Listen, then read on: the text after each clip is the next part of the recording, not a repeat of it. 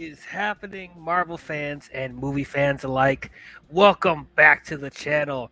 I am Dial, and this is another edition of my life. And no, don't adjust your television sets, ladies and gentlemen. I once again have taken over movie madness and entertainment. I am finally joined by the madman himself, Max. Jesus It, Christ, man, you know I don't like to be late. I'm sorry, DL. I hit the snooze button. Oh, I had four alarms set. I don't know what happened. But thank you for starting. I appreciate it. I'm yeah. ready to talk spoilers. All right. Finally. Great, great, great. Yeah, so yeah, sorry for the delay. You know me. I always like to be timely, but we're here now. But yes, today we are getting into a full-on spoiler discussion of the newest film in the Marvel Cinematic Universe, Guardians of the Galaxy Volume 3. Very excited to get into this. Before we begin, let us check out the chat real quickly. We have Blue Jay seeing the film on Monday. Boo! You should have saw it earlier, man. Mhm. You could have been on the stream with us, bruh. Mhm. But anyway, glad you could be here. That dude Vincent said, "Hey, haven't seen it yet. You haven't seen it yet either. What is wrong with y'all, man? Why are y'all You're part waiting?" of the. Hey, when Marvel stops releasing them as frequently, you're the reason to everyone. Got to see it right away. Yeah, Support yeah. Marvel. And then, oh, look at this. Collie Up Plays. Well, Haven't seen it yet either. well, Man, y'all are just he's a disappointed. Snyder bro though. He's a Snyder bro. Oh, he's a Snyder bro, huh? If it Oh, was okay. if it I was see. I see. I Snyder, see. if it was Snyder, huh, Taladia, huh? Strange Marvel theories. Glad you could be here Brought as a always. drink. Bringing on the spoilers. Oh yes, that's exactly what we're. What you drinking? What is that you drinking? I've actually never tried this. I'm out of Bud Light. I stole my wife's drink. She has Bud Light, seltzer, hard soda, cherry cola. I've never tried these before. A hard seltzer. I see. I see. Uh huh. Well, without further ado, let's not waste any more time. Let us get into Guardians of the Galaxy Volume 3 while Max is pouring up that sparkling whatever he's gotten. And as Mm-hmm. always, we've already said it many times before, this is a spoiler filled discussion. We're going to talk about this movie as if you've already seen it. So, if you're one of those poor, unfortunate souls who has not seen Guardians of the Galaxy Volume 3, I encourage you guys to go watch it, go see it in the theater, and then come back and listen to this if you don't want to know anything about it. I encourage you guys to go see it, regardless of how we feel about the movie. It is definitely a theatrical experience. But anyway, you have been warned. And please forgive me, guys. There was a lot going on today, so I might be out of it a little bit, but I'm going to try and stay focused. And I normally don't do streams this late too, so this is kind of Oh, new for me also. But it's okay. It's okay. We're here. I'm ready. We're gonna get into it. okay. So, as far okay, so as far as Marvel as of late, Mm-hmm. um, let's just say it's been on a rocky road. I would say. Um, as far as Marvel Phase 4, I've been pretty let down. I think a lot of people can agree that Phase 4 was probably the weakest phase. I know there's people that are fans, but for the most part, I hear a lot of people saying like it hasn't been very good. For me, it hasn't been that great. There have been some dimes in the rough in Phase 4, like Spider-Man: No Way Home and Shang-Chi and Miss Marvel, Doctor Strange, but it's definitely a far cry from what it used to be with the previous two phases, at least in my opinion. And partially because I feel like Kevin Feige is not as involved with all the projects going on, especially with all the shows that we have on Disney Plus. You guys know how I feel about the shows on Disney Plus. I'm not a big Mm-hmm. fan. Um, but I was hoping, with Phase 5, we're gonna start anew. We're gonna try and get a little bit more focused as far as Phase 5, and Then Ant-Man and the Wasp: Quantumania came out, and I was not a big fan. I was very let down with Ant-Man and the Wasp: Quantumania. And like I'm a big fan of the previous two Ant-Man movies. Yeah, it's a rough watch. I tried rewatching it the other day. Uh, it's just not. It's just too. It's like too weird, but not in a cool way. Yeah. It got way too weird with the whole quantum realm and the different creatures and just the weird tone it was trying to do, and definitely a bad place for them to introduce the big baddie of Phase Five, Kang the Conqueror. You introduce him in an Ant-Man movie, and while I did really enjoy Jonathan Majors, playing that character, I feel like there's certain writing choices they did for that movie that didn't put him in the best light, you know. And especially this being the first film in Phase Five, the first true introduction to Kang gets bodied by Ant-Man. I just felt that was very, very strange for them to do. But so starting off Phase Five, I was starting to get really, really worried. I'm like, I thought we were going to start new. I thought we were going to get focused. But yeah, I'm starting to get a little worried. Now, as far as James Gunn, a lot's been going on with James Gunn the past few years. For those of you who don't know, he did get fired from Marvel a long time ago because of some tweets that came up that he did like years ago. Disney decided to just shovel up some controversial tweets that he had, and they just decided, okay, we don't want him in Marvel anymore because we want him to be a good representation of our brand. So I this is one of the reasons why I just don't like Twitter, man. You get canceled for the simplest things, or they would just shovel up some dirt that they find. Well, it wasn't just the simplest thing. There was a lot of stuff. I didn't like it either. But I mean, I've come around on James Gunn. Like I didn't want him to get fired, but when it happened, I saw the tweets too. I was like, ooh, yeah. yeah. I've seen some of the tweets that he put out, and yes, they're pretty questionable. Mhm. Um, but it just felt kind of petty that Disney would now pull up those tweets and be like, okay, no, we don't want you here anymore. Like, this is something they should have, if they were going to do this is something they should have did research on, like when they first started hiring him. I just felt very strange that they decided to get rid of him after the tweets have been out for years. I just thought that was kind of fishy. But regardless, Marvel let him go. um, from Marvel, and this was right before he was going to do Guardians 3 before Avengers Endgame came out.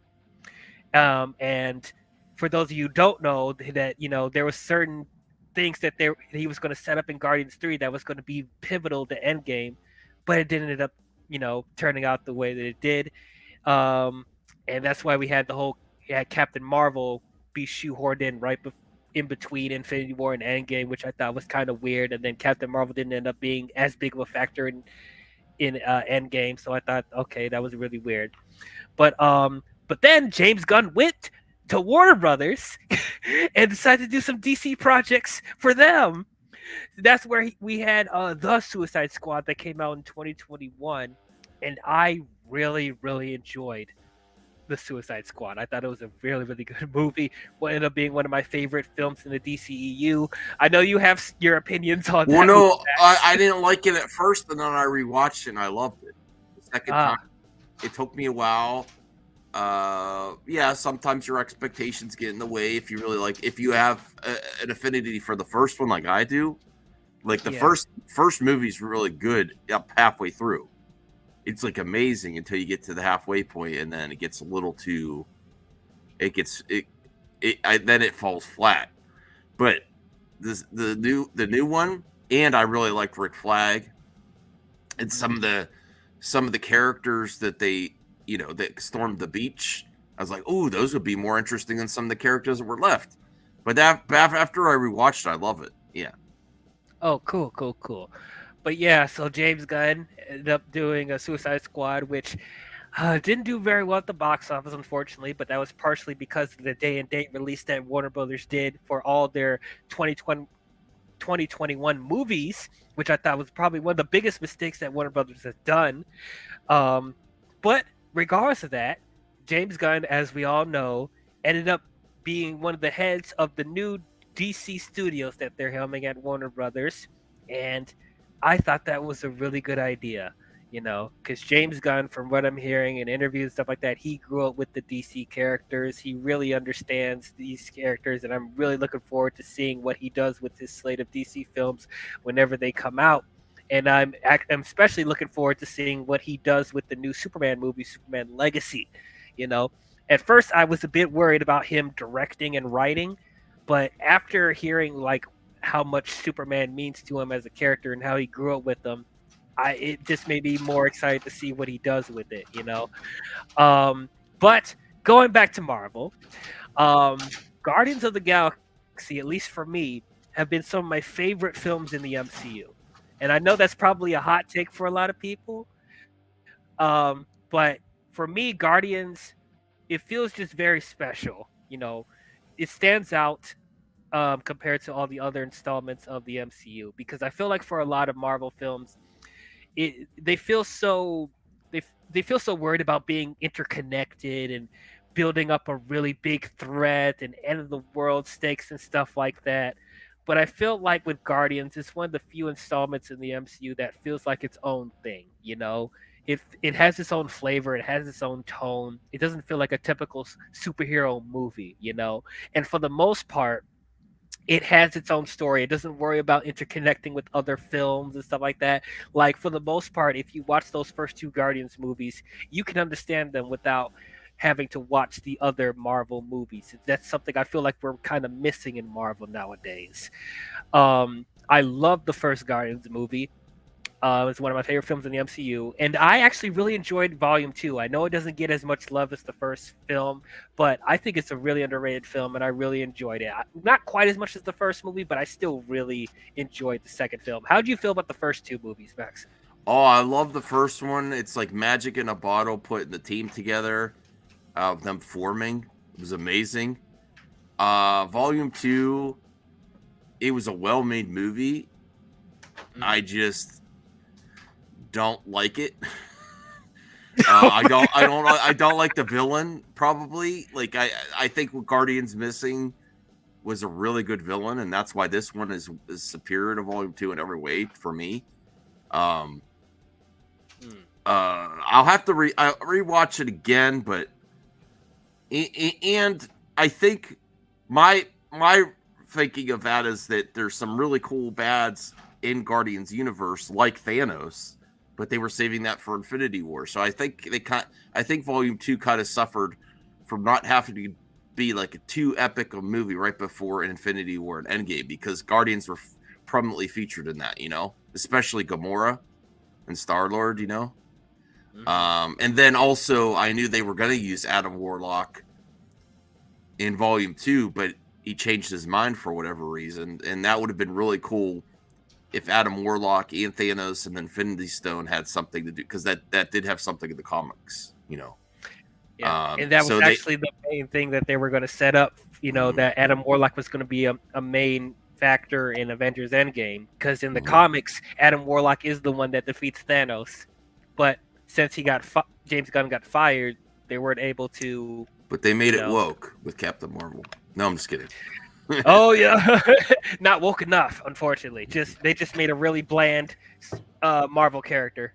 I know. Okay, I know everyone doesn't want me to keep bashing on Brie Larson. Like, what are you bashing? Brie Larson's not that bad, man. She's an Academy Award-winning actress. You didn't see her in this, and that. I'm sorry, Brie Larson does not do it for me. I am not a fan of her as an actress. I don't care about all the woke stuff or whatever she has to say about her personal life. I just don't like her as an actress. I didn't like her as Captain Marvel, and that's it. I'm sorry. There hasn't been anything I've seen her in that she blew me away, and I highly doubt she's going to blow me away in Fast 10. And the Marvels, we'll see what she does in the Marvels. DL wants Brie to blow him away. Yeah. With the performance. Wow. Okay. All right. Whatever. Gotta be dirty, huh? I'm sorry. It's your channel. I apologize.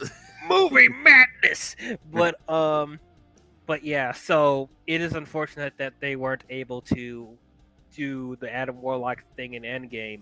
And on top of that, what kind of frustrated me about what they did in Endgame is that, I mean, they had to kill off Gamora in Infinity War, and then they got this new Gamora in a different Mhm. timeline, and so all the development that our Gamora had is gone, and so we have to deal with this new Gamora that doesn't remember anybody.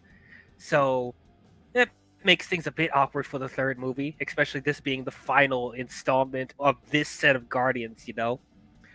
But regardless of that, this is one of the few movies that I was actually really excited for when it came to like the Phase 5, you know? But at the same time, I was really worried because, you know, we just got off of Quantum Mania. We just got off of a really patchy Phase 4. Was Guardians going to end up being in the same type of quality? Was I going to be let down? I was praying not, because James Gunn, I'm sure, like he would try his best to make a really good movie, you know. But if Guardians 3 ended up being a bad film, I probably would have lost all hope, because there's a lot of stuff that disappointed me, man. Especially after Wakanda Forever, that really just blew the wind out of my sails, man. So I'm just like, the only thing left to go back on is Guardians, because everything else disappointed me. But, you know, I was going in there with high hopes. The marketing for this movie looked great, as always. It looked very emotional. There's a lot of people speculating who was going to die. A lot of people was looking to Rocket, you know, especially because we're seeing his backstory in this movie. So I'm thinking, oh man, I'm not ready for this. I'm going to be all in the feels. I'm going to be very emotional. But yeah, regardless, I was cautiously optimistic. And walking out of this movie, I'm so happy to say it did not let me down. I loved Guardians of the Galaxy Volume 3.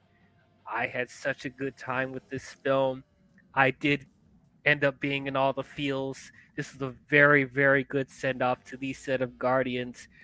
Oh, thank God. Because I thought we were just going to go down a complete spiral, you know.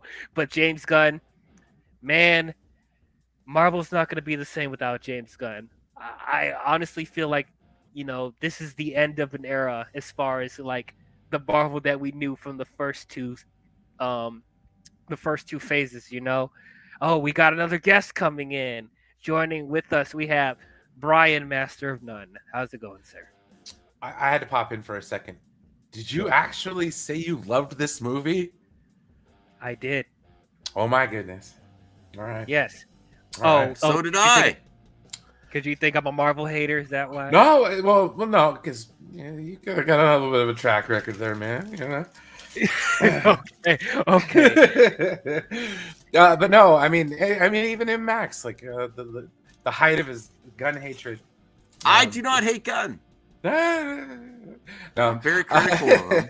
I like most of very, his very movies. critical of him. It's good to hear that you guys actually enjoyed the movie. I did. I was expecting to be more emotional. It only got me at the ass end, and I mean like the ass end of the movie. But yeah. Oh wow. Well, I'm glad you still enjoyed it, but yeah, we'll talk about those And emotional a moments. series best action and villain. Mm-hmm. I Yeah. think best for the series, best villain of the I three mean, movies, and I'm best not gonna action. lie. It was a total like reminder of Star Trek Insurrection with Adolfo Roafu and the face stretching. Oh, he had to bring it back to Star Trek, huh? Mm-hmm, mm-hmm. I mean, you know it, man. You know it. You know it. But anyway, those are my overall thoughts. Yeah, this like with this third movie, this Guardians may end up being my favorite trilogy of the MCU. Oh, is that another hot take? Hold on, hold on. I got the hot takes for the people out there. I got Oh the man, hot take. I came in tonight for some stuff, huh? Yes, you did. But yeah, Guardians may end up being my favorite trilogy because, as I said, like the other installments in the MCU have let me down. Captain America's trilogy let me down. Iron Man's trilogy let me down. Oh, Ant-Man let me down. Black Panther let me down. So I'm just like, you know, this is the only one of the few installments of the MCU where I enjoyed all three movies. You know, I really. I had a good time with it. But overall, what is your thoughts on Guardians, Max? I think there are some things to criticize, but I best action, best villain. I don't think the humor is on point as some of the other moments of the other two. And if your favorite character is Gamora, I think that was kind of a slight letdown, but I think it was intentional because I know Zoe Saldana, the queen of nerd franchises, kind of wants to leave. Doesn't want to make the new Gamora too exciting, so they're like, bring back Gamora, bring back Gamora. So, but it's a meaty movie. Like it does. I don't think it feels you. I don't think I couldn't have asked for anything more. It surpassed my expectations. Like I was fine at the end to let these heroes go do their own thing and see what's next. Like I felt very good. And it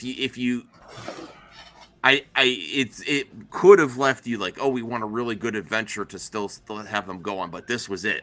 This was perfect adventure for them to go on to be their final hurrah. And I'm really excited. Also, it makes me excited to see what's next for a new version of the Guardians. Like I'm totally ready for that. I want it. I'm very satisfied. I agree. Do you have anything more to add, Brian? No, I mean, all in all, it was a good movie. I didn't say that I didn't like it per se. I just was, sometimes when people are like, "Oh my God, I'm gonna get so emotional when I'm watching this movie," I think what it was is because I watched it after a little bit of the criticism had already came out. So like, the one thing that stuck in my head was the whole animal cruelty debate on it, and I'm just like, I'm sorry, they're not real animals. Like, I mean, well, those animal lovers out there. Oh no, I get it. But well, it's that's like, what got my wife. It made her real emotional, Rocket Raccoon isn't a real raccoon. But if the studio and the animators and the directors doing their job, it makes you feel for a CGI character, and they did that. It succeeded. Yeah. They certainly did. To a point, yes. I'm sorry. I just haven't been able to suspend my disbelief on certain all of that stuff quite yet. But I get it. I understand. And in the context with which they used it, it was fine. I mean, it didn't bother me. But it's one of those things where like it stuck out to me a little bit just because we talked about it. Yeah. Not something that I would have a problem with. Speaking of, let's just start things off with Rocket, because like I'm just excited to talk about it. Here's another hot take for everyone. This movie solidified. I believe Rocket is one of the best characters in the MCU after this movie, man. Rocket is a fantastic character, and it's just crazy how far we've come with Rocket, because like when they first announced Guardians, we all were laughing at it. We all were. We were like, Guardians of the Galaxy? Who cares about this? You're making a movie about a talking raccoon and a talking tree? Like, there's no way that's gonna work. This is gonna be a disaster.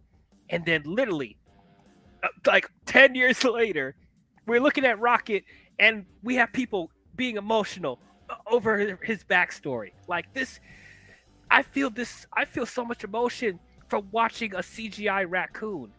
There's times I forget that he's a CGI construct, man, because he feels so three-dimensional, like he's just so great, he has so many layers to him, man. And that's something I didn't even think they were ever going to, bring up Rocket's backstory, really. I mean, they alluded to it in like the first couple of movies, but I thought that was going to be something that they were going to leave a mystery. But no, James Gunn was like, no, you're going to see what this character went through. You're going to see the pain and anguish that he's been through when he was younger. You're gonna actually feel why he acts the way he does. And I believe James Gunn said that's his favorite character, and this is it's not even really. By the time you get to the end of the trilogy, it's really Rocket's story.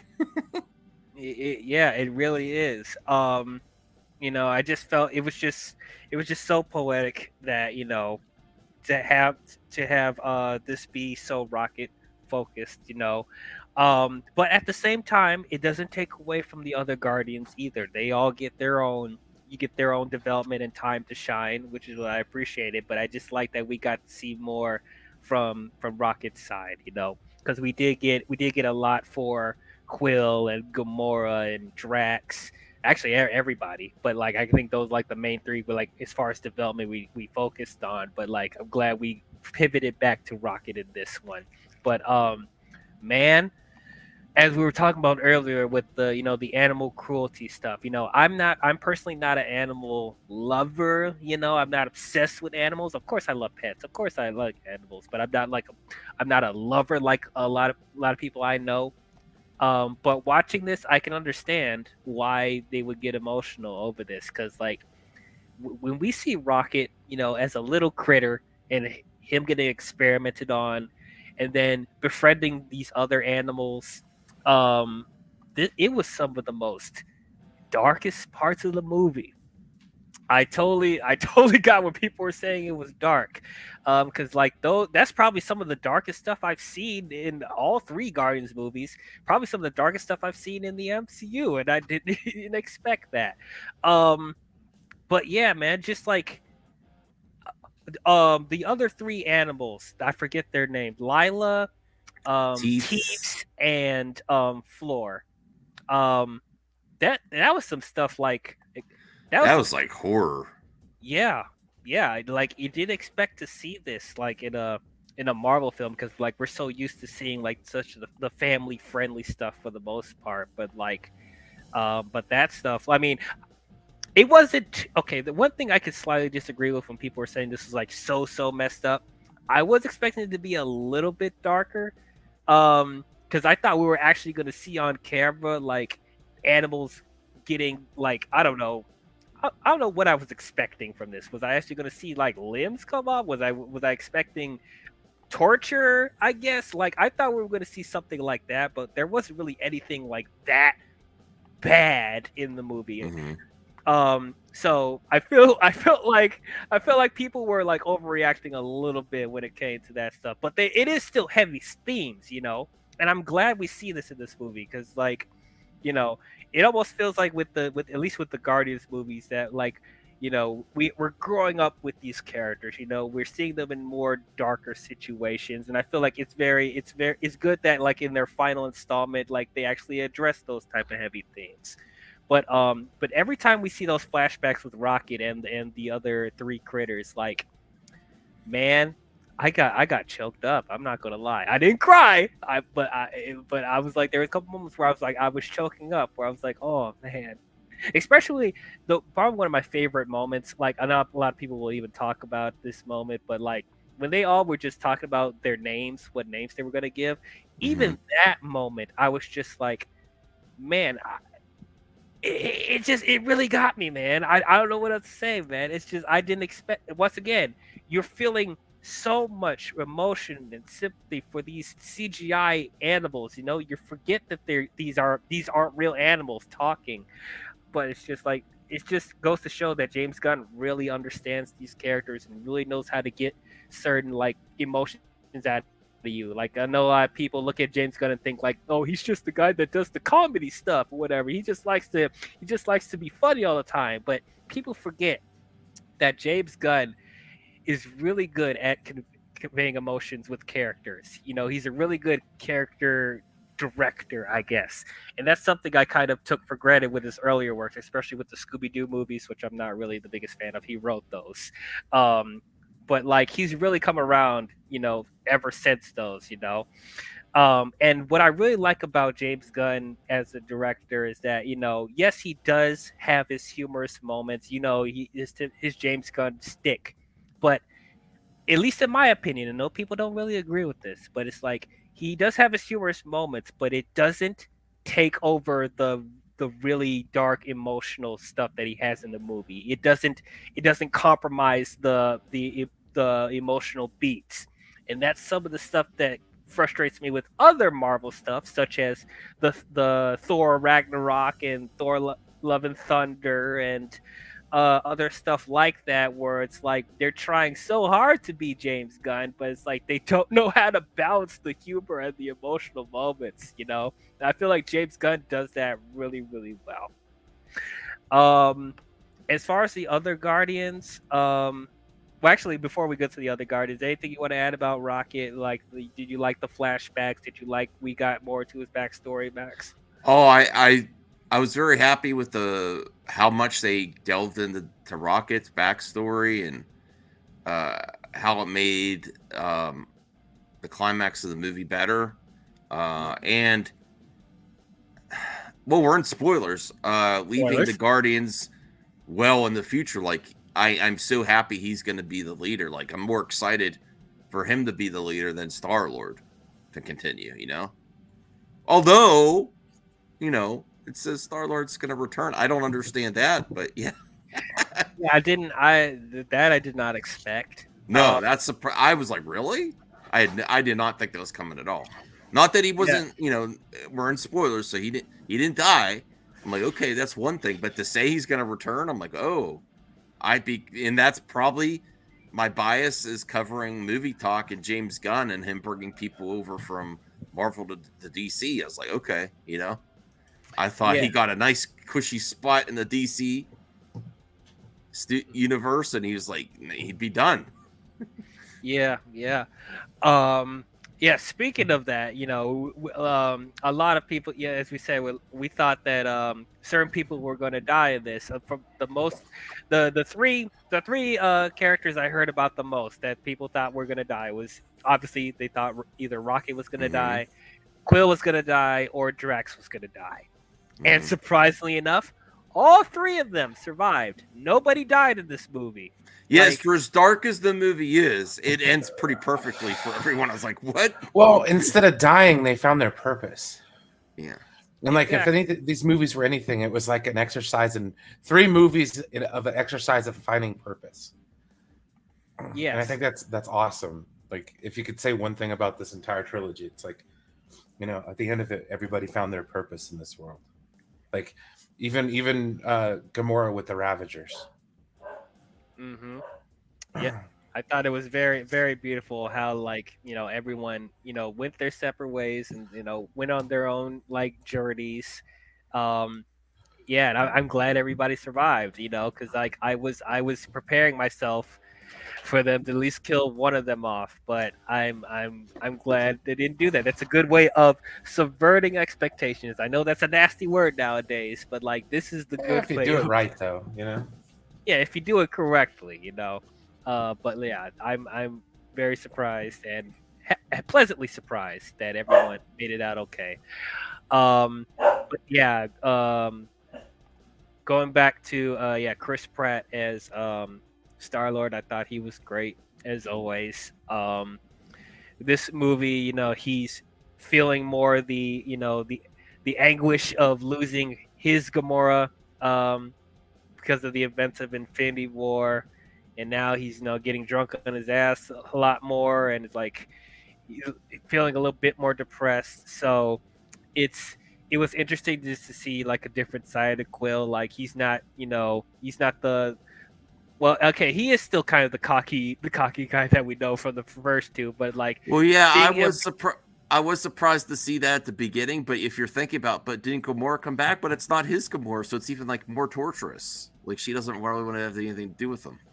Exactly, just having to deal with the fact that the Gamora that he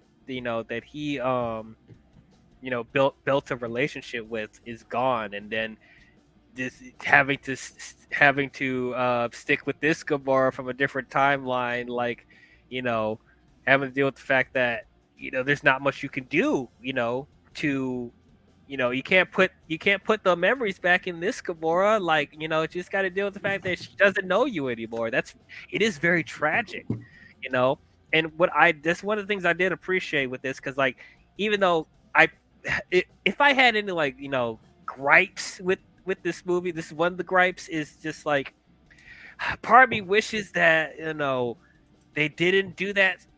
that whole thing in Endgame with the bringing a new Gamora back, and like this is not the same Gamora that we spent time with in the previous movies. It feels like we're going back to square one with her development, but like at least I appreciate that they weren't trying to do the typical like, oh, but you remember me, or like I'm gonna help you remember stuff, because like they Yeah, didn't it do wasn't that. cheesy. Yeah, it wasn't cheesy. Like they were accepting the situation that they had to deal with, and that they had to move on.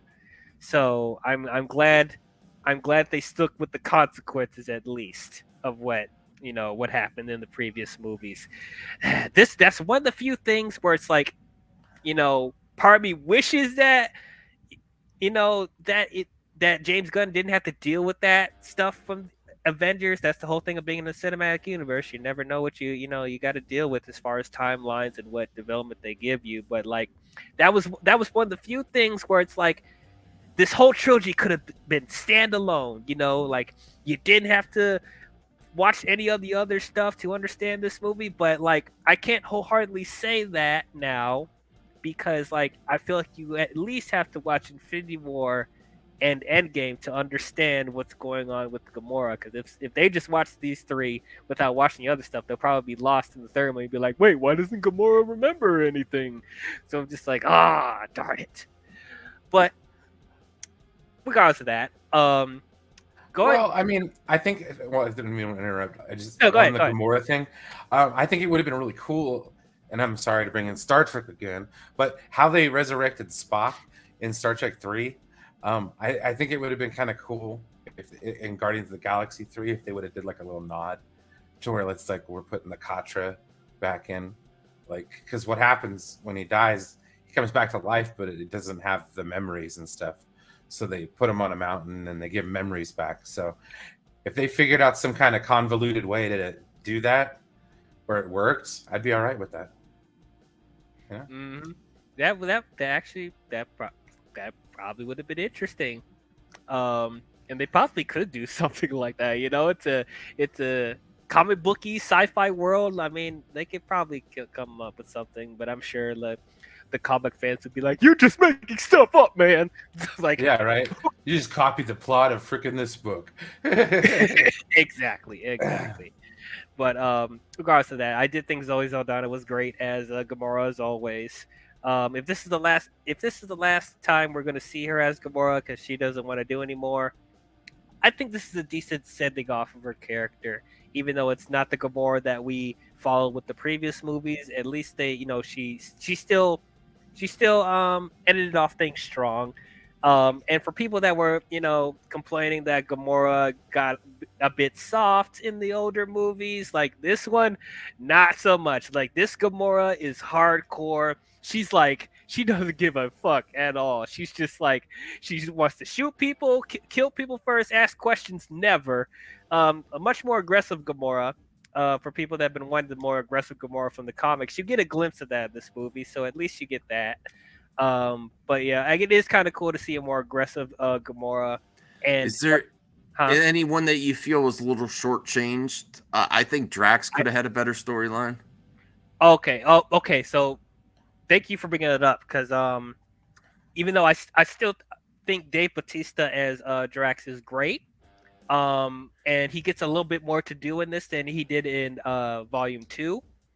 But once again, I have to bring up it's unfortunate that we didn't get a proper payoff with Drax getting revenge for Thanos killing his wife and daughter.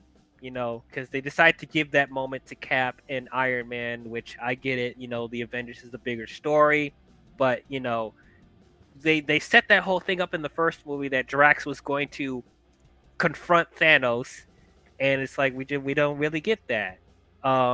So it's unfortunate, but regardless of that, I didn't think he was shortchanged in this, because it didn't feel like he wasn't important to the movie. And like I said, he had more to do in this than he did in Volume 2. And like he's not, the angry brute that we want to see from the first movie, but like he still kicks ass in this film.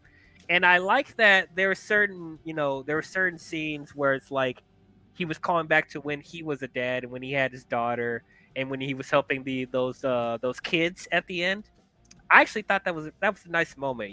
That was really nice that they brought certain things full circle to when he had his wife and his daughter. So it's not like it was completely pointless of bringing that development up from the first movie.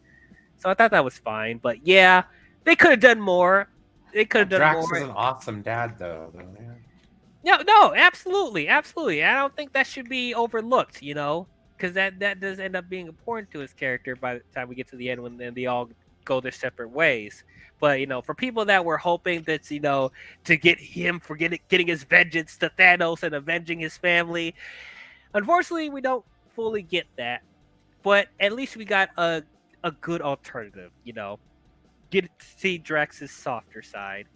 Um, Now the whole him being jokey that could still be toned down a little bit, because I felt like ever since the second movie they decided to amp up him being more jokey and honestly acting a little bit more dumb.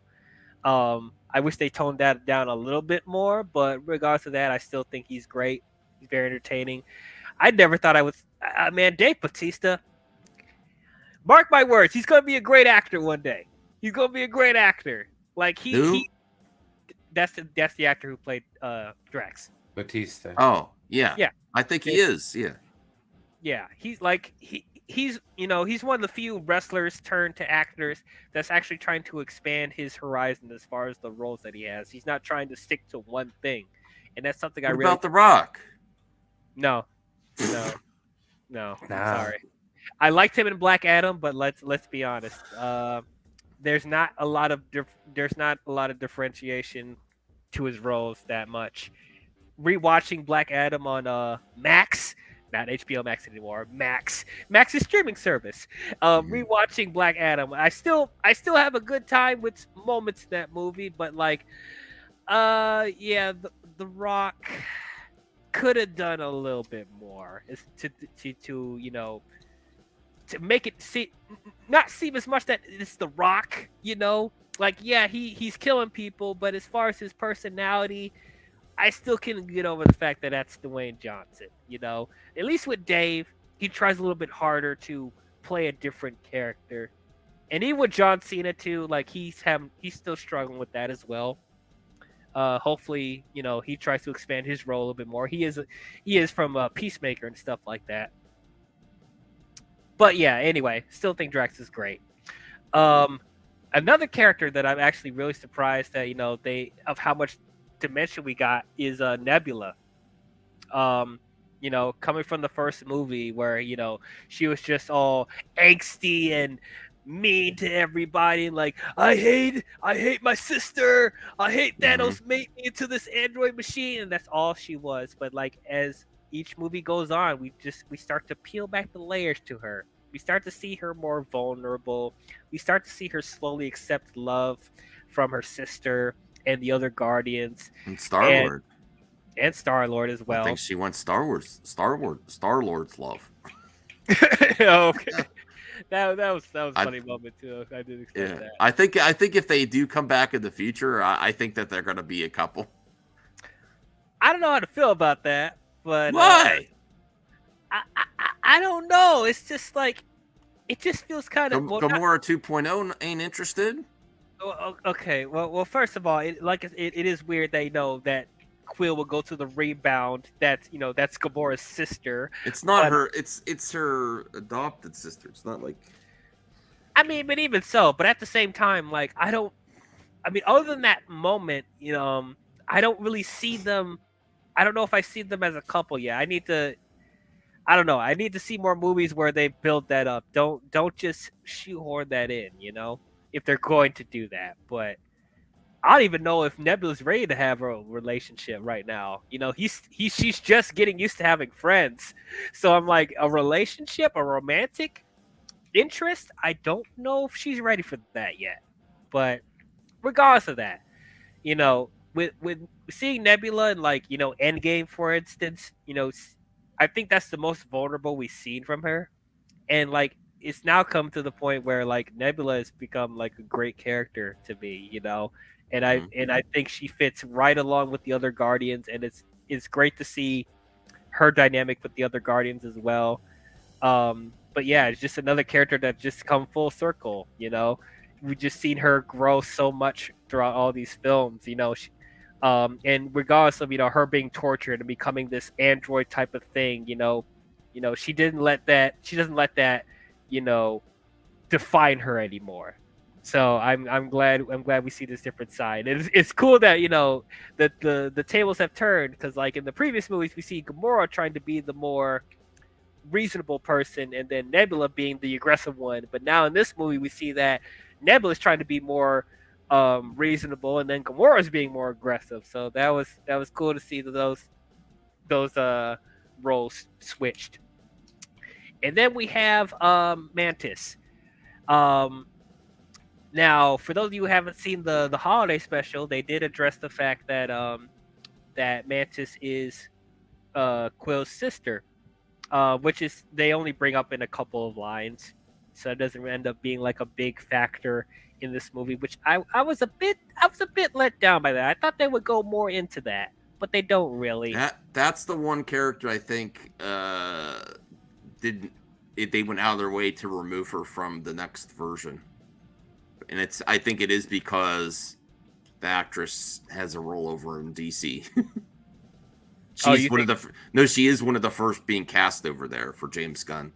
But it's like, oh, because she would have been perfect for the 2.0 team at the end, the end credit stuff, Yeah. because she Oh. was a newer addition in Volume 2. Hmm. Did they say who she was, what she was going to be in DC, or that? No, they just that she's like it's like officially she's getting a role over there. We don't know what it is yet though. Oh, okay. I wouldn't be surprised if it's Creature Commandos or the Authority, Hmm. but we'll see. Regardless of that, Mantis, I love her. In Volume 2, I did like her, but I felt like there wasn't that much there with her. But seeing her in the Avengers movies, and then especially the holiday special, where we got to see more from her character, like she ended up being great as well. And I love that they address her and Quill being siblings. That's probably one of the best emotional moments from the holiday special. And also, even though they don't really talk about it that much in Volume 3, I do like at least that Nebula brings up Quill's other family. That why doesn't Quill go back to Earth to see his grandfather? Because they remember in the first movie, before he got abducted by Yondu and the Ravagers. Hmm. Uh, you know, that was the last person that he saw before he got abducted. I mean, before his mother passed away as well. But yeah, it was good that they acknowledged that, like that Mantis is actually telling him like you're running away from your um from your past and stuff like that. Like you don't think to go back to Earth and visit your family. They're probably worried about you and stuff like that. So I'm glad that they brought that up at least, and then that ends up being a payoff at the end because he does end up going back to Earth and seeing his grandfather, and I thought that was great. Um, Groot, I love Groot. Groot is great. That's good because I wasn't really liking Groot for a while, and I started liking him again in this one. He kind of annoyed me in the holiday special. What? What do you Yeah. mean? He wasn't even in it that much in the holiday special. He was That's a harmless. Now, I thought you were gonna say Volume 2. He was starting to get on your nerves, which that yeah that too yeah that too. okay. Well, that yeah, I can understand that. I can understand that. But like I didn't have a problem with him in the holiday special. And then Groot. This is the best outing of Groot since the first movie. To be honest, I'm glad he's not Teen Groot anymore because I got sick of Teen Groot. Um, but like, yeah, I thought he was great. There's not too much to say about him. He wasn't as annoying, at least in my opinion. He wasn't as annoying as he was in the previous movies. Like, he was very And like there wasn't any of those like dumb moments they gave to Groot where like the Guardians would tell him to do something and then he would misinterpret what they're saying or do something else. Like there wasn't a moment like that in the movie. Like he actually matured a lot since the previous movie. So that's something I definitely appreciated about him. Um, did, were you shocked when he spoke words at the end? Well, it wasn't. Here's the thing: he didn't actually do anything different that he's done since we met Groot. It's just now you've become part of the. It was like a transformative moment for a viewer where now you're a Guardian too because you could finally understand Groot. That's how much they tried to. I think that was the intention of that scene from James Gunn. You've been hanging out with the Guardians so much. Now you can understand Groot. This is how people understand him all the time. You just start to learn what he means by being part of the team so much. I don't think he actually just started speaking a word. I think he was still saying I am Groot to people that are not in the crew. Oh, I never thought of it that way. Yeah, Actually. that's how I read it at least. Oh, that's actually beautiful. If that's what Right. So and it was like a moment for the audience. Like, oh, you can understand Groot too now. That's what I think the intention of that scene was. Man, James, that's beautiful. If that's what your intention was, but that's great. I actually never thought of it that way. That's actually great. That's actually great. But yeah, he also had some badass moments in this movie as well. Like when they went to what was that Earth called? The Earth that the High Evolutionary made, whatever. And Quill and first of all, he turned into that giant tree monster to scare off the people on that Earth. I didn't know he could do that, but that was cool. And then that shootout that he had with Quill in the ship that a High Evolutionary had, and then that whole sequence of them jumping out of the building and like Groot like sprouting wings and hanging on to Quill while he's hanging on to that other guy with the device in his head, and then freaking drilled him to the ground when they land. Like that was a really Counter Earth, yeah. Counter Earth. Thank you, Counter Earth. Thank you. But yeah, it's like there were some really cool moments they gave to Groot, such as that. Who else? Who else is in the Guardians? There's a lot of people. Cosmo the dog. Cosmo was great. She was pretty much a cameo. I didn't think Cosmo was that great. It's okay. What? You didn't like Cosmo? It's not that I don't like Cosmo. It's just like okay. I mean, yeah, like not as much dimension as the other like main Guardians, but still, like I'm glad they gave her more to do because, like in the first movie, she was a glorified cameo, and the second movie they gave her a couple more scenes, but still wasn't that as big as the other characters. So at least at this one, like she played an important factor, and she had a little bit of a dynamic with Kraglin as well, which it was kind of cute what they did with the whole bad dog, good dog thing. That was kind of cute. And seeing her telekinetic powers on full display, when she was helping to rescue everyone off of that ship and squishing some of the High Evolutionaries' goons, whatever. There was that one scene where what was it? That mutant robot chicken thing. She squished them with these two giant 2x4s. I'm like, oh, that was pretty cool. Kraglin was great too. I would say he was really good. I don't know about great, but he's really good. Sean Gunn, James Gunn's brother, because you gotta put him in stuff. He was also Weasel in the Suicide Squad. But once again, this is a character that I didn't really care for in the first movie, probably the first couple of films. But as we see him in more and more films, like I start to like him more. And I like that he's learning to control the arrow and the fin thing from Yondu. So I like that. We got a little bit of a cameo from Who's the actor who played Yondu? Oh, Michael Michael Rooker. Michael Yeah. Rooker. Yes, yeah, Michael Rooker. We got a little cameo from him, which I did not expect to see him. But it was a nice little moment they gave to him. Um, I think that's all the Guardians we covered. Yeah, that was all the Guardians. But yeah, the entire dynamic with all the Guardians is great. What about Adam Warlock? Oh yes, of course, of course. Last week, how can I forget about this? Okay, Will Poulter as Adam Warlock. I thought that was cool. You thought it was cool? Yeah, it's all right, but I don't know much about the character, so like, His action scene was amazing. In the beginning, yeah, it was really, really cool. In the beginning, right. So it'll kind of a letdown later. Yeah. Okay, so once again, I would try to give James Gunn the benefit of the doubt because, he got fired at a very inconvenient time when he was about to set up Adam Warlock to be a main factor with the Avengers Endgame and stuff like that. But okay, I'll give him slack for that. That he wasn't able to give him as much time to develop him as a character. Okay, I understand that. But that being said, I was a bit let down.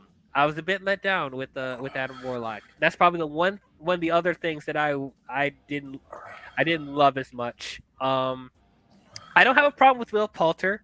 I thought he did fine with what they gave him. And as you said, like there was a couple of scenes that he had some cool fight scenes, I guess, but he's not in the movie that much. Probably no more than 20 minutes of screen time. And that was a kind of a disappointment for me. I would think that James Gunn would try his best to like incorporate him more than what he did. I would think that he would be more involved in at least the climax. I mean, yeah, he saves Quill from the vacuum of space. Yeah, I didn't like that scene either. Yeah, I mean I'm fine with it, but I was like, ugh. Yeah. Now, to bring up so the subverting. Okay, I know somebody was going to bring up Leia Poppins thing. Like that scene came very close to the wacky physics of The Last Jedi right there. Yeah. I'm like, okay, so I know what people are about to say. But wait, DL, in the first movie, Quill saved Gamora in the vacuum of space by giving him his helmet, and he survived You know what it could be? Here's my speculation. A lot of times on these movies, they film multiple versions of a scene. So potentially that could have been a way for Chris Pratt to be out. And then they negotiate his contract. And then at the end, by the time the movie comes out, they say, oh, he's back. And they filmed it different ways to see what they were going to do. Maybe he wasn't sure he was going to come back. With that, Star-Lord will return. So you think that possibly was a reshoot? No, not even a reshoot. Sometimes they just film multiple things and like, well, we're not sure which way we're going to take the character. We'll just film both and see what happens, And that would have been a good way if you don't let him live to, I mean, and okay. I'm pretty sure Feige doesn't want Star-Lord to return. I don't necessarily think that's in the camp of Gunn or even Chris Pratt, because Chris Pratt is a lot of billion-dollar franchises under his belt. So I think it's very possible they could have done two versions of that scene, and then that could have been the death that you experienced to make it real sad at the end. Like they could have I think there could have been a version where someone dies, and most likely it could have been Star-Lord if they weren't bringing him back. Yeah, I could see that. Cuz yeah, it was a bit jarring to see that. I mean, now as I was trying to say earlier about, I know people are about to bring up, but in the first movie, Star Lord was in the vacuum of space rescuing Gamora, which he transferred his helmet to Gamora to save his life, but he was in the vacuum of space without anything, and he survived that. So what makes this any different? You have a point. You have a point. But as Max alluded to, like that scene with him, his face blowing up and freezing to death, like that was very dramatic. Like I don't I didn't see how he could come back from that. Like it looked like it was it. He was done.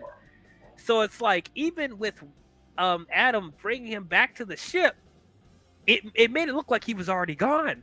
Like I don't know. I don't know. Maybe it was the direction. I'm not sure, but just like maybe for what Max is saying, that could have been true. That maybe they at the last minute was like, okay, we don't want to completely kill off Quill, so let's just leave the door open in case, you know, see how the reactions are. Um, One of my other questions, though, speaking of that helmet that he has, why doesn't he have it in the movie? Why doesn't he have it here? The Star Lord, yeah, the Star Lord helmet. That's another reason I'm like, he could basically presses a button in the other movies, and he's covered. It seems like a convenience just for him not to have the helmet anymore. Like it doesn't make actual sense. Like all the other movies, he just and he's safe, you know.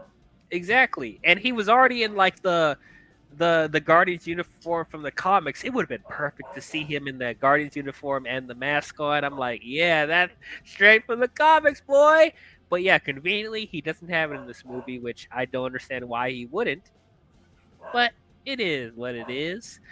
Um. Oh, okay. So let's talk about the High Evolutionary. What do you think about the High Evolutionary in this movie? Amazing. The actor, really intense, really dislike him, genuinely dislike him. That means an actor's done their job, you know. Yeah. Yep. Yep. I'm gonna try my best to pronounce his name. I'm gonna butcher it so hard. I'm so sorry. Chukwudi Iwuji. That Yeah, was terrible. I'm so sorry. But so he was also in Peacemaker. So James Gunn once again getting actors that he's familiar with. But great choice for the High Evolutionary. I thought he was absolutely great. He's definitely the best villain of the Guardians trilogy. I know there's people out there that were complaining, "Oh, he yells too much, man. Why is he yelling so much?" Oh, Yeah, I heard that too. I was like, what? All right. Of all the things to complain about, all right. I mean, yeah, like he's a drama actor, man. He's a theater actor. You got to have the theatrics. But like, I mean, yeah, were there a couple of scenes where he didn't need to yell? Sure.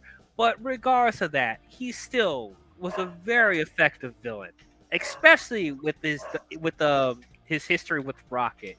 You know, um, man, just seeing how cold and merciless he is to like life, thinking that he's God.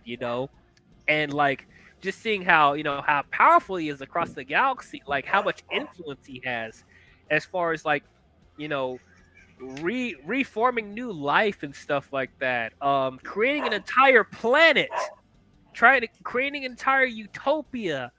You like just seeing his entire influence on that part of the galaxy. I think this is very cool. And regardless of him yelling a lot, he still was very menacing. He was very calculating. He had his intimidating presence. And I liked his telekinetic powers as well. Um, but yeah, I thought he was a great villain. I thought he was probably the most effective villain. Now, I enjoy Ego more than a lot of people, but even with Ego, I felt like they could have done a little bit more to, get more into the psyche of the dynamic that he had with Quill in the second movie. But but with High Evolutionary, they totally got it. They totally did. Um, Honestly, hot take again? Hot take again.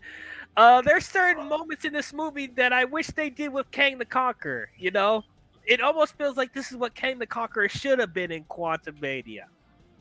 Um, but not like I said, not to say that I thought Jonathan Majors was bad in Quantum Mania, but just the way he was written left some stuff to be desired, and it felt like there's certain things they did with the High Evolutionary that addressed the stuff that I wanted to see with Kang in certain moments. Um, but because of that, I thought he was great. Um, and then as far as like his minions and stuff like that, like the that mechanical chicken thing and the mechanical pig, and he had an army of mechanical monsters at the end. I thought that was crazy. It reminded me of some stuff from the remember that army that Thanos had in Infinity Mm-hmm. War.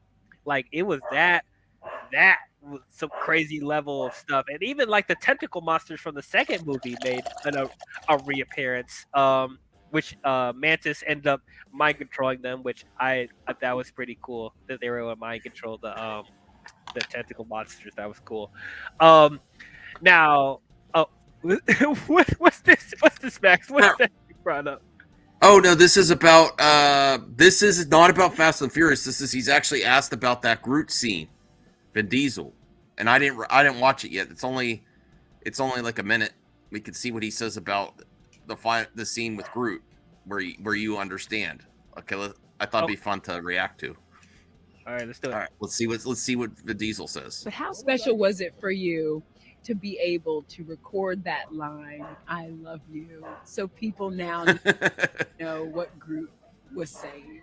You know, just on that front, it was very cool because it meant that the audience was now able to understand the vernacular. Yeah. And let's get that was a weird pause. Let's give it up for Vin Diesel. He's having a good day today. I think people are loving the new Fast movie. Not to go off topic, but yeah, you're part of the crew. You're part of the Guardians. The language of this Flora Colossus.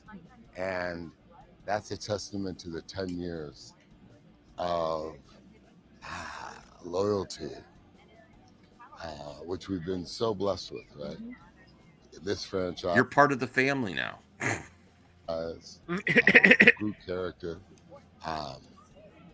and patience to have people wait that long for somebody for 10 years of someone just saying 3 monosyllabic words. But like everything in life, with patience and dedication. Okay, that's kind of cool. He's not very energetic. He's in chill mode. He's in chill mode. But okay, that was great. He lives life a quarter mile at a time. Mm-hmm. But yeah, those are nice sentiments that Vin Diesel had. Even though I question certain decisions that Vin Diesel has with the Fast and Furious movies, like it's nice. I mean, yeah, yeah. F9 was not your strongest installment, to say the least. But it's great that Vin Diesel was able to bring in so much life to this character. You know, like I argue he had an even harder task than Bradley Cooper had bringing Rocket to life. You know, because once again, he only says 3 words, and you know we still feel for him as a character. We care about what happens to him, and it, like I said, as you talked about earlier, it's nice that in this movie we got a bit of a payoff. You know, like the audience, as I said, they grew up with these characters. They grew with these characters, so it's nice with this last installment that they gave us a little piece for the audience to be like, now you understand what he's saying because you feel part of the family. You know, so I thought that was very nice, very very nice. As far as other moments in the movie, okay, so I know there's one scene that I know you weren't digging as much, when which pretty much people dub the James Gunn's friends scene where they went to that whatever that space station Yeah, thing yeah. with Nathan Fillion and James Gunn's wife and all the other people that James Gunn's worked with. Ratcatcher 2 is in this movie playing a pink alien, magenta alien. Um, I like that scene. I thought it was fun. It didn't bother me that James Gunn had all the people that he's worked with in that scene. I thought it was fine. And like for people that don't know about James Gunn's people that he's worked with, I think that would go over people's heads, to be honest. If people don't know about James Gunn, like it's just another scene, Oh, they got Nathan Fillion in here. That's cool. No one's gonna think too much about it. I think a lot of people, unless they've seen Peacemaker or Black Adam, I think a lot of people don't even know that's James Gunn's wife. To be honest, and I like do. I mean, yes, yeah, we know, but and like her role wasn't even that big to where it's like it stood out like a sore thumb, like it was even Nathan Fillion's like it wasn't like distracting, at least in my opinion. And once again, unless you know who James Gunn knows, it just played off as any other scene. In fact, the actress who played Ratcatcher, I didn't even realize that was her when I first watched it. Like someone told me, like I noticed right away, but I'm a big fan of hers. Yeah, I mean, yeah, I like that. She's in Fast X too.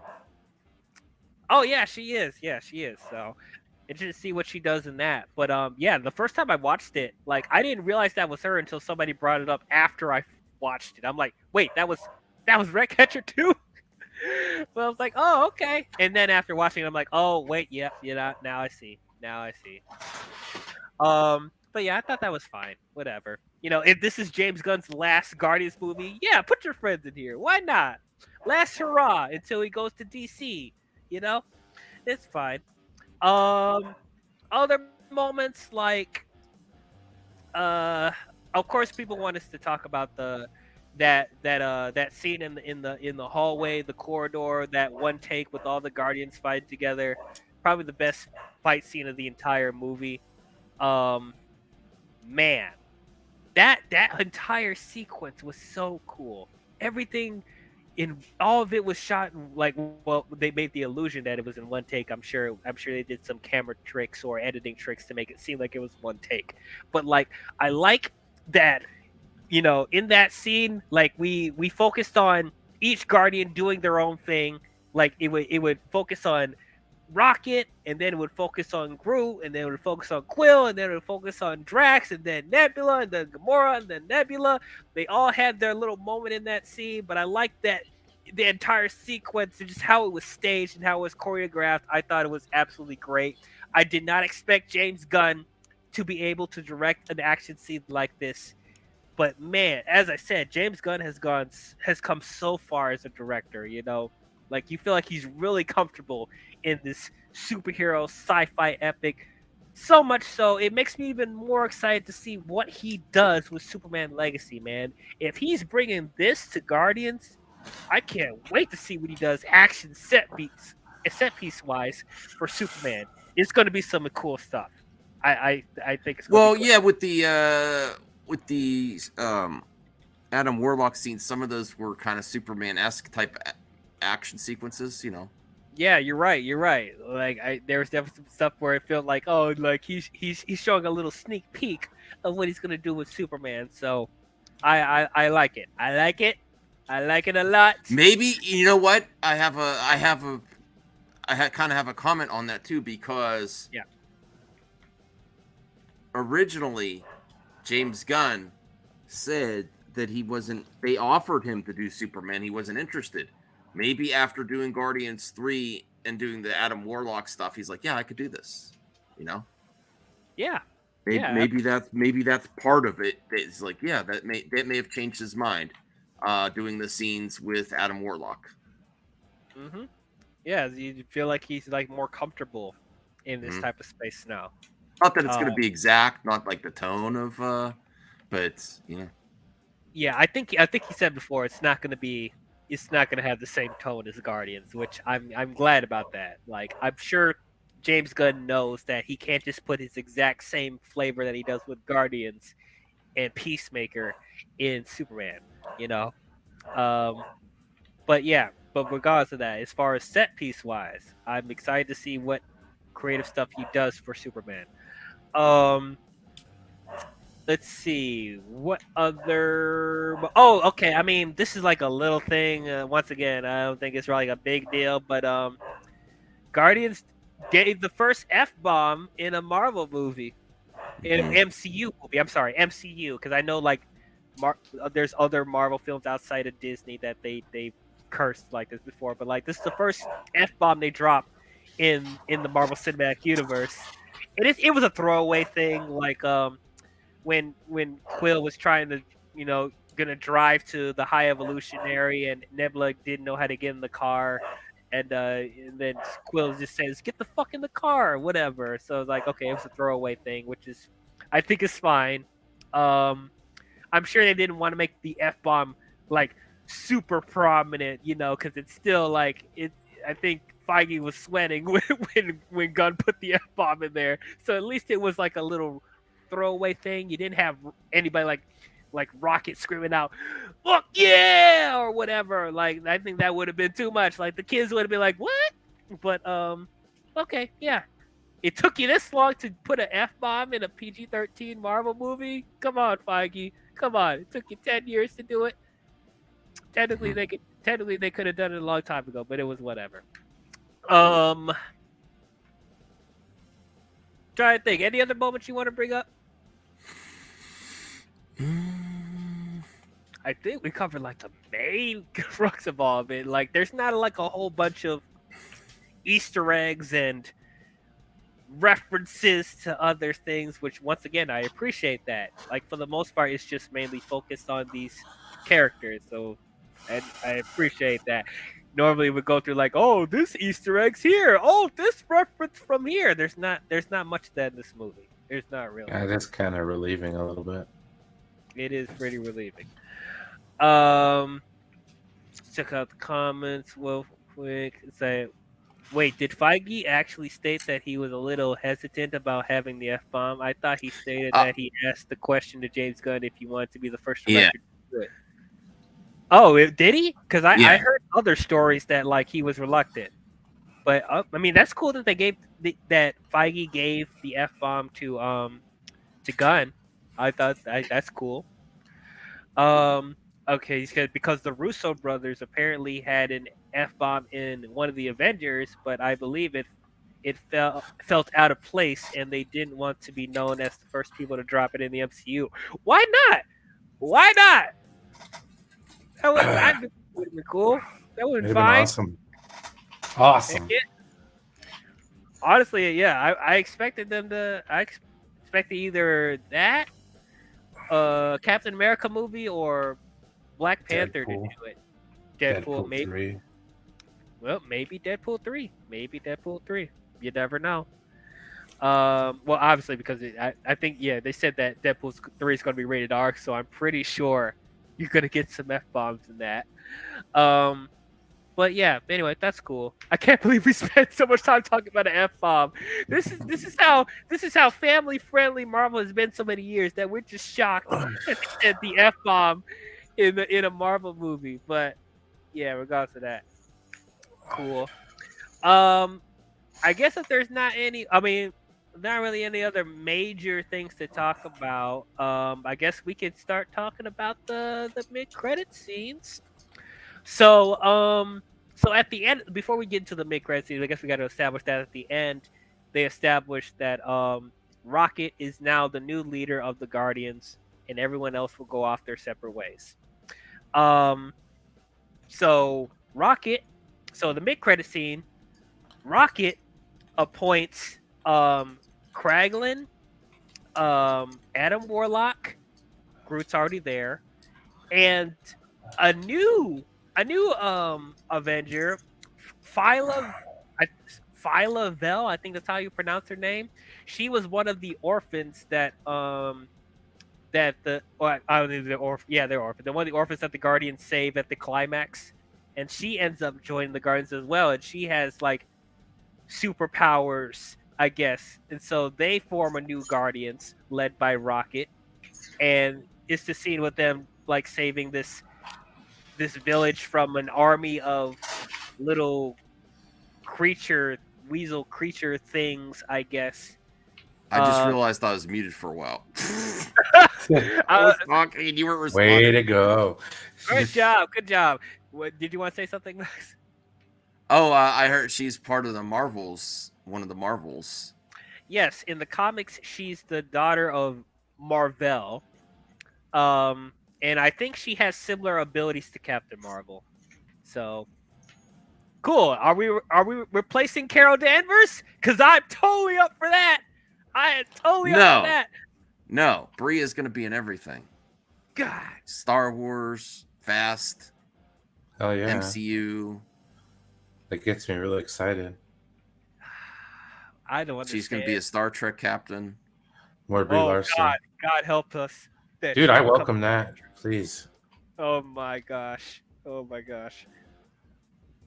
Man, I am just not understanding this Brie Larson infatuation. I just don't get it. But hey, more power to you. Did you see her on the Fast X red carpet? No, why? No reason. Was she wearing a nice dress? No, how dare you, sir? I'm not that superficial. Yes, she was. Yeah. Yeah, that's what I thought. Because like, what else would you be attracted to Brie Larson to? Exactly. No, I think she's funny. I think she's sarcastic. I think when men do sarcasm, they think they're funny. When women do it, people react a certain way. That's my opinion. Uh-huh. Okay. No, here's a comment for you. Brie Larson, oh, go ahead, she triggers the the folks that tend not to like the anti-wokeness. So it's always nice to see her do her thing. But she's been kind of quiet as of late. You don't really see her doing much. Working out a lot. Yeah. On Instagram. Follow her on Instagram. I'm not being weird. Oh, no. Weird, right? We've all stalked someone on Instagram at least once. Why you gotta say stop, No. man? That's fucked up. Look. You two and all of you guys watching, you are lying if you never stalked someone that you thought was attractive on Instagram. You want to admit it to anybody, but I know all of you at least done it once. Don't cap. Don't you get your butt back here. Get your butt back here. I'm a married. Yeah, okay. But of course you would sit I with Grace disavow. Randolph any day. I like her movie. I read her for the articles. You read her for the articles. You read her for the articles. I mean, I listen to her for the context for movie math. Oh, okay. Well. Here's a Star Trek comment for you, Brian. I kind of cringed when Star Trek started using swearing or took up cussing. It's like that little kid who started saying F-bombs after they got into their daddy's cigarettes and whiskey. I mean, that's true. I can see where a lot of people got upset about them like introducing a lot of swearing in Star Trek, especially with the TV shows and stuff.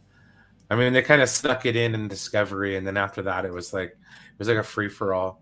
Some of the first episode of Picard, it's like, one of the admirals is like sheer fucking hubris. It's like, oh, good God. I mean, yeah, I'm like, dude, this stuff is like way over the top. I mean, I can get why people didn't like it. And this last season, there is swearing, but it's in the context of an adult television show. I think that's the best way to put it, Max, right? It didn't like come out of left field. It didn't seem forced. I think this, the language permitted what they were doing. Fair enough. Star Trek's supposed to be for kids, man. It's for the families. Is it? No, Is it though?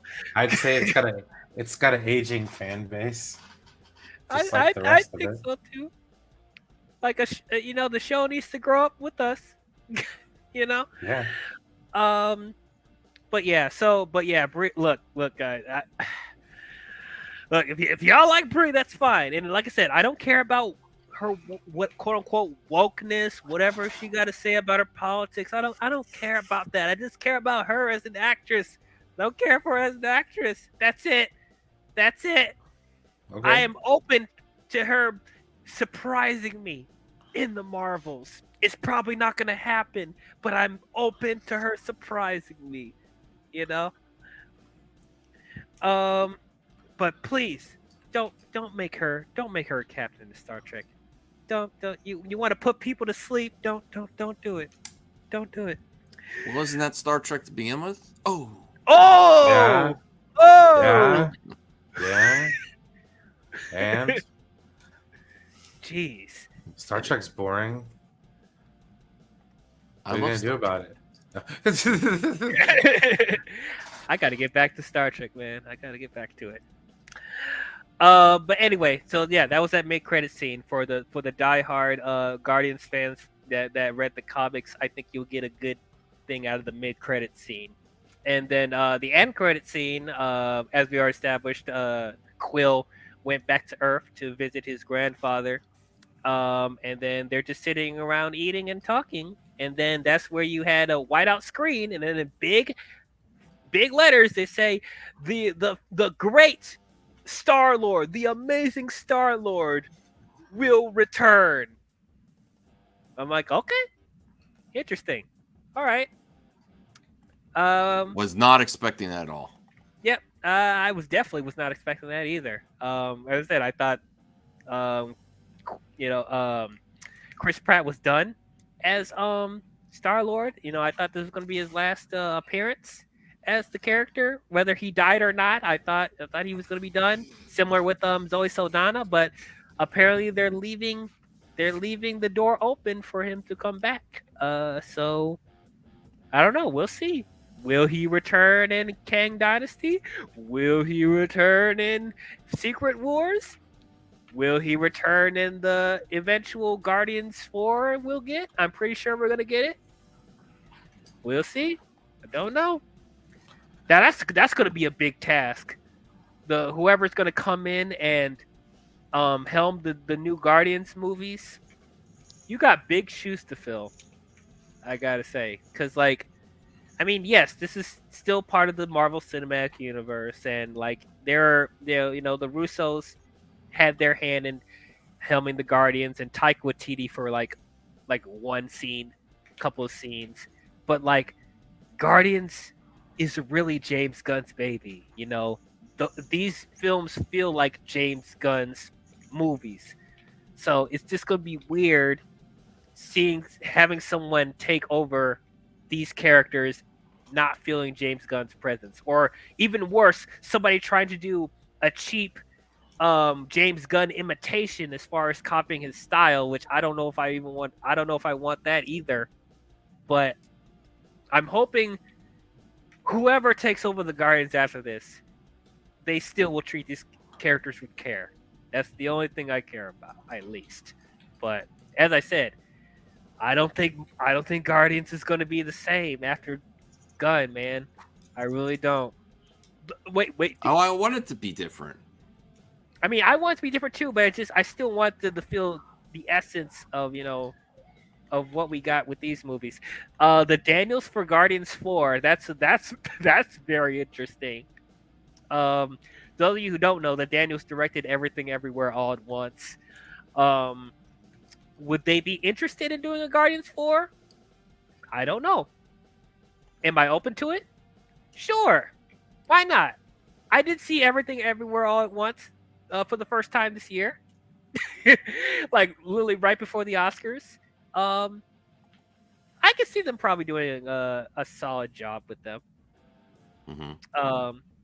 Either that or if they want to bring them in for Secret Wars, I could see them bringing them in for that because they've done multiverse stuff before.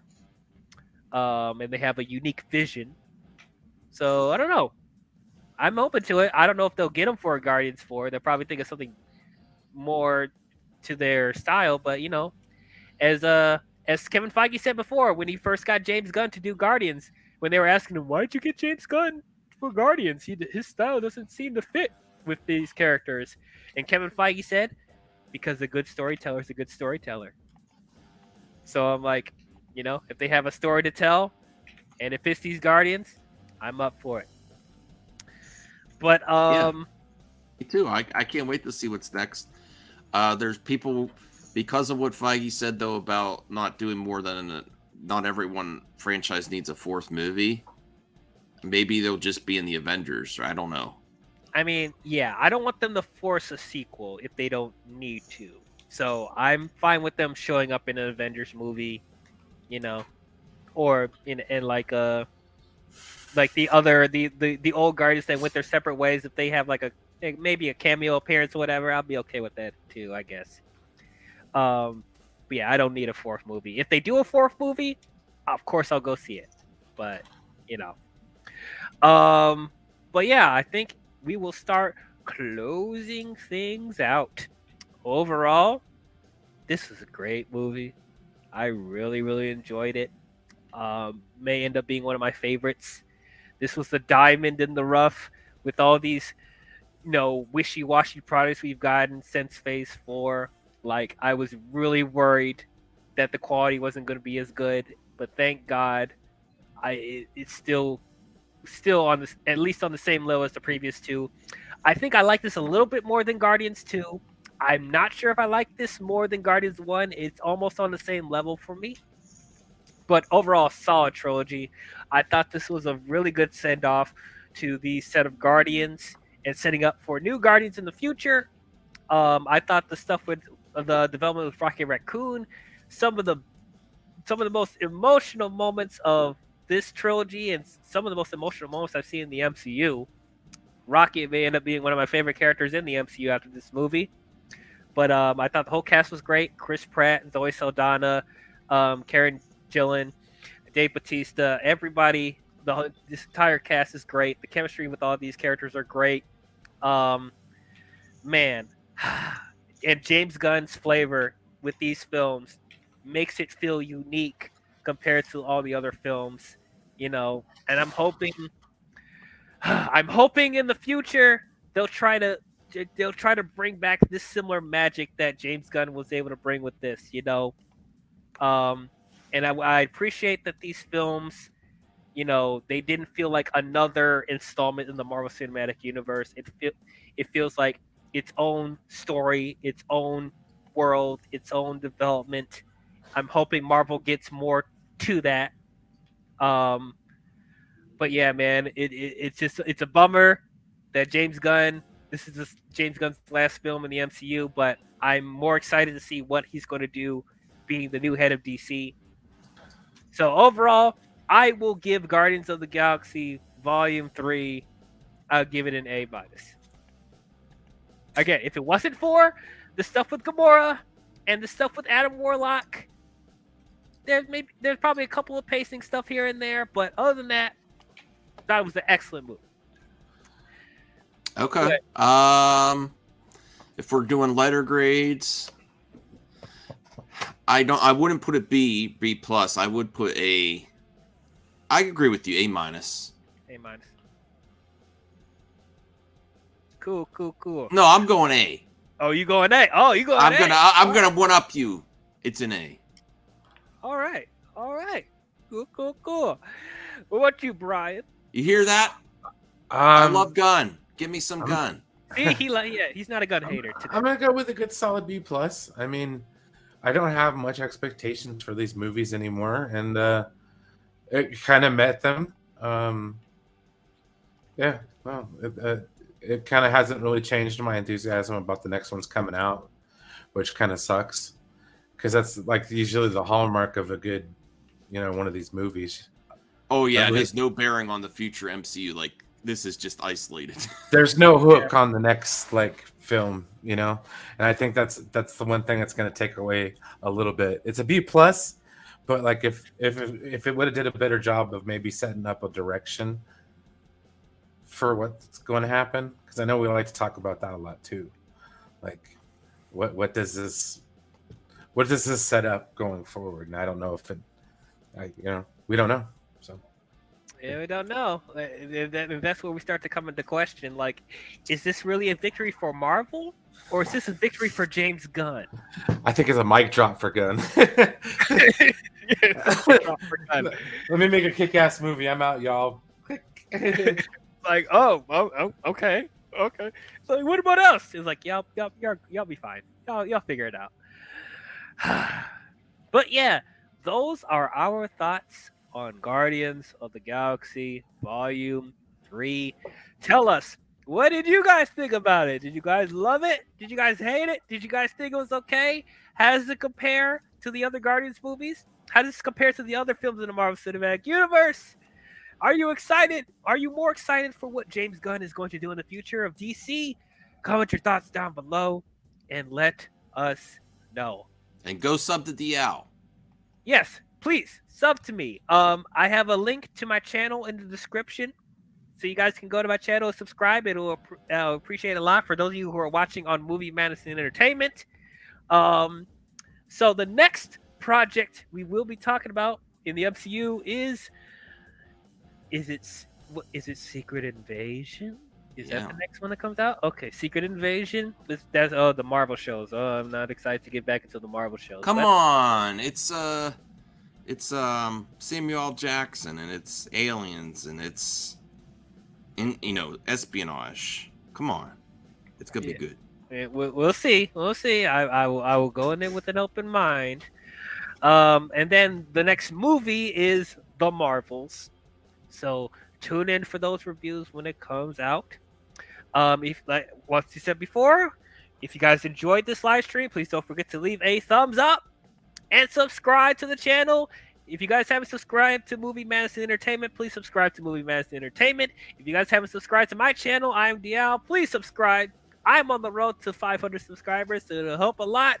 Please subscribe to the channel, hit the like button, and please hit the bell if you want to be notified on future videos I'll be doing. There'll be more collabs with MME in the future. Glad Max and Brian can join with me on the spoiler discussion. But thanks for having us. Of course.